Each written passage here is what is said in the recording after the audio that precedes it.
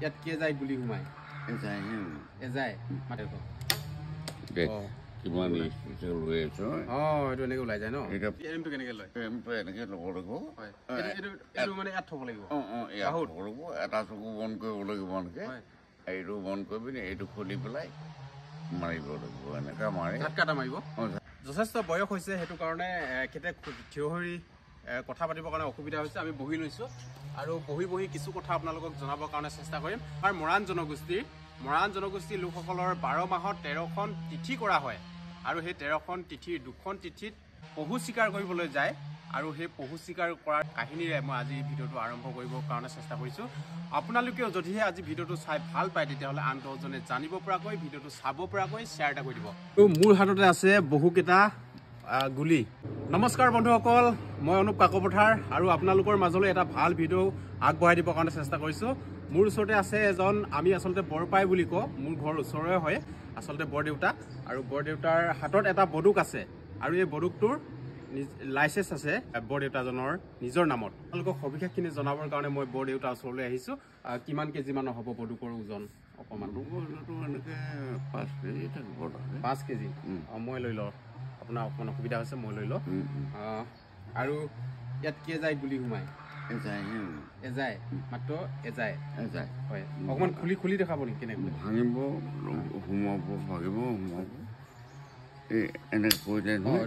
গুলিটো ফটাও ওলাই যাব আপোনালোকক এই গুলিবোৰ কেনেকৈ দিয়ে বজাৰত কিনিব পাৰে বজাৰত LG-টো হ'লে মানে এইটো 100 টকা লয় সেই চেৰাটো তাৰপৰা যিটো LG বুলি কয় অৰ্থাৎ ডাঙৰ বহু মৰে সেইটো আপোনাৰ 280 টকা 200 টকা এনেকৈ হয় আপুনি অকণমান ভৰাই দেখুৱাওকচোন হৈ গ'ল এইটো দেই ঠিক আছে মাৰিব নালাগে এইটো এতিয়া মই কিমান দূৰলৈকে যাব এইটো আলিলেমানলৈকে যাব প্ৰায় ধৰি লওক 200 মিটাৰমান যাব 200 মিটাৰলৈকে টাৰ্গেট ল'ব পৰা হয় পোৱা যায় গ'লটো উলিয়াই ৰাখক কিমান লৈ আছ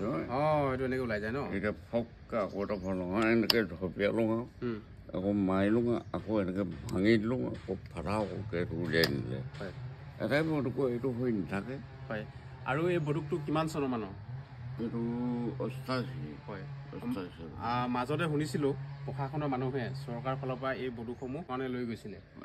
নিছিলে ন কিমান দিন থলেগে তাত এতিয়াও থৈ হয় এই ইলেকশ্যনৰ সময়ত মানে লৈ যায় তাৰপিছত ইলেকশ্যন যোৱাৰ পাছত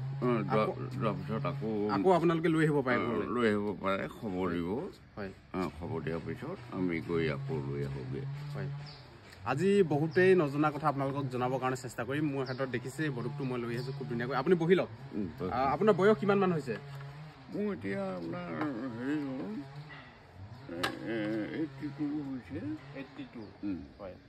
যিহেতু এই বৰদেউতাজনৰ যথেষ্ট বয়স হৈছে সেইটো কাৰণে এখেতে থিয় হৈ কথা পাতিবৰ কাৰণে অসুবিধা হৈছে আমি বহি লৈছোঁ কিছু কথা আপোনালোকক জনাবৰ কাৰণে চেষ্টা কৰিম আচলতে আমাৰ মৰাণ জনগোষ্ঠীৰ লোকসকলৰ 12 মাহত 13খন তিথি কৰা হয় আৰু সেই 13খন তিথিৰ 2খন তিথিত পহু চিকাৰ কৰিবলৈ যায় আৰু সেই পহু চিকাৰ কৰা কাহিনীৰে মই আজি ভিডিঅ'টো আৰম্ভ কৰিবৰ কাৰণে চেষ্টা কৰিছোঁ আপোনালোকেও যদিহে আজি ভিডিঅ'টো চাই ভাল পায় তেতিয়াহ'লে আন দহজনে জানিব পৰাকৈ ভিডিঅ'টো চাব পৰাকৈ শ্বেয়াৰ এটা কৰি দিব আপোনালোকে যে চিকাৰ কৰিবলৈ যায় গুৰুৱে যিহেতু নিৰ্দেশ দিয়ে বা গুৰু আজ্ঞা মতে আপোনালোকে যায় কি নীতি নিয়মেৰে কেনেকুৱা ধৰণে যাব লগা হয় আমি যেতিয়া পহু তিথি কৰে পহু তিথি কৰে গছৰ তলত তিথিখন লগতে পহু তিথি বুলি পিনি এখন তিথি কৰে এই তিথিখনত আমি প্ৰথমে গৈ পিনি গৰুবিলাক জমা দিওঁ যেতিয়া তিথিখনলৈ আহিব লাগে তেতিয়া গৰুৰ পৰা হাতত বন্দুকটো লৈ পেলাই আহিব লাগে অহাৰ পিছত তাত আমি বহিম এটাই তিথি এখন পাতিব লাগে তিথিখনত তাৰে এটা টোপোলা কৰি থ'ব হাবিত কৰিবৰ কাৰণে সেই টোপোলাটোকে লৈ পিনে আমি হাবিত গৈ পিনে আকৌ এই তিথিখন পাতিম যি এজনে যাওঁ টোপোলা মানে তামোল পাণৰ পাণ তামোলৰ টোপোলা তাৰপিছতে সেয়াত এখন কৰিলোঁ কৰি পেলাই অৰ্থাৎ ৰাতিয়ে হওক দিনতেই হওক আগতেতো দিনত ৰাইজে শুৱাই দিছিলে খেদি দিছিলে আজিকালিতো সেনেকৈ খেদিবলৈ মানুহ নোলায় বছৰে ওলাইছিলে এতিয়া নোলোৱা হ'ল মানুহবোৰ হেমাহি হ'ল গতিকে আমি প্ৰায় ৰাতি জোপোঁ গছৰ ততেই চাং পাতি আমি জোপোঁ যেতিয়া গছৰ গুটি খাবলৈ আহে গছৰ গুটি বিশেষকৈ চাং পাতোঁ দেই কি গছৰ গুটি বেছিকৈ খাই ভাল পায় বা আপোনালোকে কি গছৰ তলত আপোনালোকে বেছিকৈ মানে সেই পশু মানে চিকাৰ কৰিবৰ কাৰণে চাং পাতিছিলোঁ তাৰমানে সেই গছৰ গুটি খাবলৈ আহিব এমেৰা গুটি খায় ভোমোৰা গুটি খায় শিলিখা গুটি খায় এনেধৰণে এই গুটিবোৰ খাবলৈ আহোঁতে তেতিয়া আমি জোপ লৈ থাকোঁ জোপ লৈ থকালৈকে মাৰোঁ মৰাৰ পিছত খবৰ কৰোঁ যিহেতু পহুমৰা হৈছে তাৰপিছতে গৰু ঘৰ ফালৰ পৰা গৰুৱে মানুহ পঠাব যা পহু আনকৈ পহু আনি পিনি বাঢ়ি মৰি চাঙত থ'ব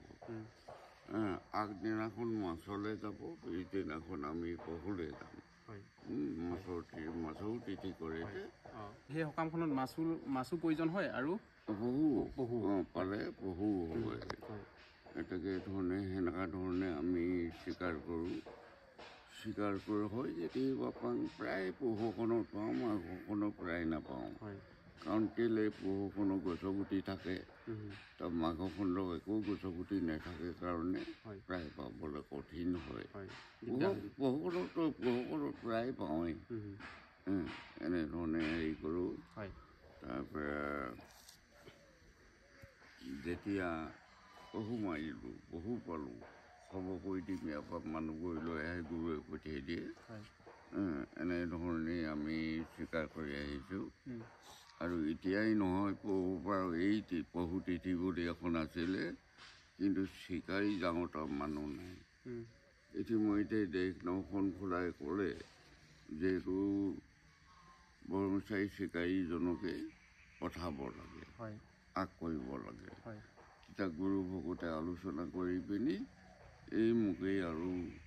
আগবঢ়ায় সেইমতে মোৰ লগত আৰু মানুহ যায় মানে আৰু বন্ধকো যায় গতিকে সেনেধৰণে আমি 3 দিন সময় দিয়ে দেই পশু চিকাৰ কৰিবৰ কাৰণে 3 দিন যায় 3 দিনৰ কাৰণে ওলাই যায় 3 দিনৰ কাৰণে ওলাই যাওঁ সেইখিনি খৰচ পাতি গৰুৱে দিয়ে আজি ভিডিঅ'টো আপোনালোকে কেনে পালে জনাব আচলতে আৰু বহু কথা পাতিব লগা আছিল এই বৰদেউতাজন স্বাস্থ্য বৰ্তমান সিমান ভাল নহয় বেছি কথা ক'বৰ কাৰণে অলপ অসুবিধা হৈছে মই এই ভিডিঅ'টোৰ জৰিয়তে সংৰক্ষণ কৰিব বিচাৰিলোঁ যুগে যুগে এই ব্যক্তিজনৰ এই স্মৃতিটো থাকি যায় আপোনালোকেও যদিহে ভাল পালে কমেণ্ট এটা কৰিব নেক্সট এটা ভিডিঅ' লৈ আহিম যদিহে এই বৰদেউতাজন সুস্থ হয় আৰু অন্য এটা ভিডিঅ'ত সকলোকে পুনৰ লগ পাম আজি ভিডিঅ'টো ইমানতে সামৰণি মাৰিছোঁ ধন্যবাদ জয় অসম